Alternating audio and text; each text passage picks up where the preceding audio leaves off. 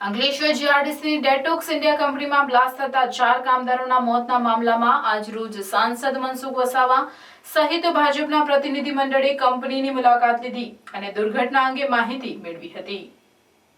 Amod police સૂત્રોના જણાવ્યા અનુસાર આમોદ તાલુકાના આછોદ ગામે રહેતા ભરતભાઈ મોહનભાઈ રાઠોડ ઉંમર વર્ષ 54 રહેવાસી રાઠોડવાસ આછોદ તાલુકો આમોદ જિલ્લો ભરૂચના ટ્રેક્ટર નંબર GJ16 DC 1141માં બેસીને આછોદ ગામથી રોઝા ટંકારિયા ગામ તરફ બકરા માટે ચારો લેવા જતા હતા। તે દરમિયાન સાંજના સમયે આછોદ ગામ પાસે આવેલ વેસ્પૂન કંપની નજીક પહોંચતા પાછળથી ટ્રક નંબર GJ06 AU 8878ના ચાલક અહેમદ હુસેન લાલ મોહમ્મદ મકરાણી રહેવાસી દીવાન ફળિયું ડેસર તાલુકો ડેસર જિલ્લો વડોદરા નાઓને પોતાના કબજામાંની ટ્રક પૂરઝડપે અને ગફલતભરી રીતે હંકારી લાવી ટ્રેક્ટરને પાછળથી ટક્કર મારતા ટ્રેક્ટર રોડની ડાબી બાજુ પલટી ખાઈ ગયું હતું અને ભારત મોહન રાઠોડ ટ્રેક્ટરની નીચે દબાઈ જતા તેનું ઘટના સ્થળે જ કરુણ મોત નીપજ્યું હતું।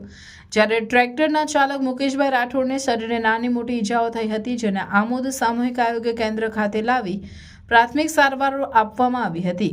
આમોદ પોલીસે મરણ જનારના પુત્ર રાજુભાઈ ભરતભાઈ રાઠોડની ફરિયાદ લઈ ટ્રક ચાલક સામે ગુનો નોંધી આગળની કાર્યવાહી હાથ ધરી હતી। ખૂબ મોટા ઇન્ડસ્ટ્રીઝ હોવાના કારણે આવી ઘટના અવારનવાર ઘટતી હોય છે। પાનોલીમાં પણ ગઈકાલે એક કંપનીમાં ગેસ ગળતરને લઈને એક ડેડિયાપાડાનો યુવાન એમાં મરી ગયો છે।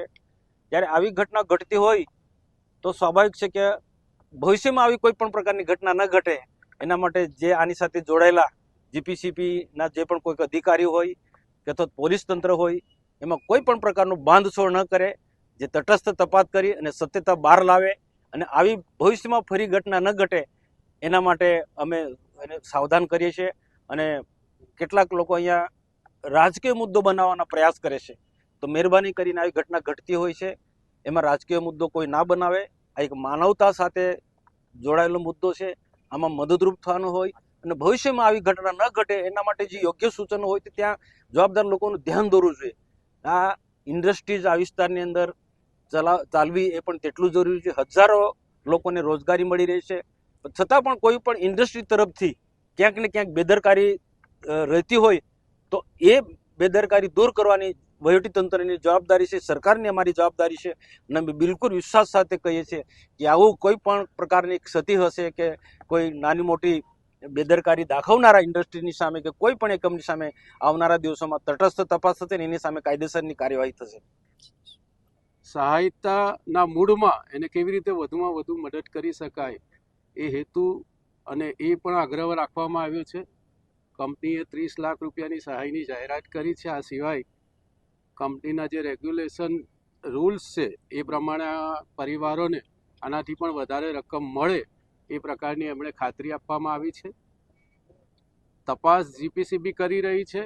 આગળની જે ડિટેલ છે એ GPCBના અધિકારીઓ પાસેથી જાણીશું અને ભવિષ્યમાં આ પ્રકારની ઘટના ન બને એ માટે કંપનીના અત્યારે જે હાજર છે એમની સાથે પણ અપેક્ષા રાખવામાં આવી છે। જે મૂળ માલિક છે કંપનીના એમની સાથે પણ આ પ્રકારે અમારા સંસદ સભ્યના નેતૃત્વમાં આ અપેક્ષા રાખીશું કે ભવિષ્યમાં ઉદ્યોગ પણ ચાલે, લોકોને રોજગારી પણ મળે અને આવી કોઈ કમનસીબ ઘટના ન બને એના માટે કંપનીએ જે પ્રિકોશન લેવાના હોય એ પ્રિકોશન લઈને આ વિસ્તારમાં પોતાનું કામકાજ શરૂ કરી શકે એ દિશામાં જે આખી ઇન્વેસ્ટિગેશન છે એ પૂરું થાય અને પરિવારોને સંપૂર્ણ મદદ મળી જાય એટલા માટે આજે અહીંયા ઉપસ્થિત રહીને અમે બધા લોકોએ તપાસ કરી છે।